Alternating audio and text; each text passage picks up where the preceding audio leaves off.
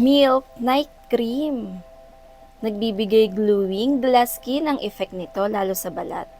Tablespoon of aloe vera gel. Aloe vera may help moisturize dry skin, fade dark spot, and potentially slow down the sign of aging. And teaspoon of coconut oil as a natural moisturizer help to hydrate and soften the skin. Magandang benepisyong dala nito para sa balat ang aloe vera coconut oil. Sa texture pa lang niya lalabas yung malakrim at napakaganda i-apply sa balat, magaan sa kutis. Bukod pa dyan ang kagandahan dala ng gata. 1/4 to 1/2 teaspoon liquid milk ang aking nilagay. It can help brighten the skin, improve skin texture, rich in lactic acid, and maintaining glow skin, keeping it soft and brighter. At napakaganda nito gamitin kahit pa pang araw-araw. Ito yung magsisilbing as a natural gluta-cream. Ini-improve nito ang skin texture. Sa regular na paggamit, ini-improve nito ang maging smoother, softer skin and potentially minimize the appearance of fine lines and wrinkles.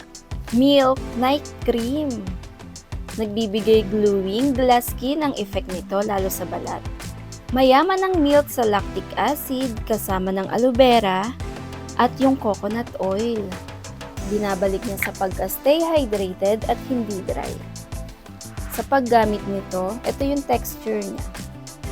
Para siyang yung mga gata o yung talagang yung texture niya maganda sa balat. Imas lang natin to sa balat natin. Ayan, ayun yung effect niya. Kaya kung nakaka-experience ka ng maligas-gas, magaspang na balat, pwede itong ibabad o imas sa ating kutis. Dito kasi sa atin, mas kailangan lang natin na stay hydrated, moisture yung kutis, hindi basta nagda-dry.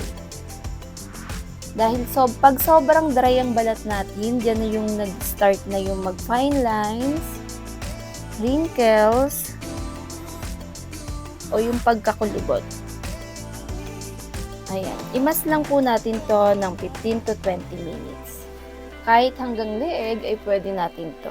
Dahil ang parting mukha at yung leeg natin ay pareho po ng texture ng skin nito. Manipis lamang at malambot. Kaya may mga parts din talaga na hindi natin pwedeng ilagay basta sa ating mukha.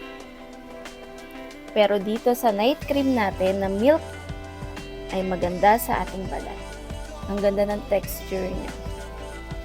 Binabalik nito sa moisture at stay hydrated.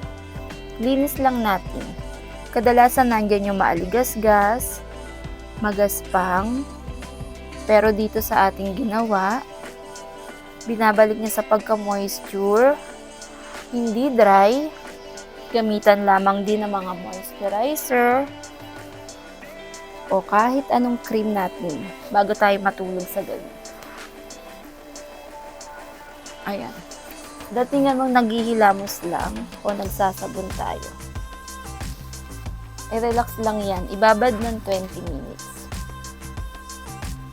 Glowing sa balat at makinis. Thanks for watching, guys!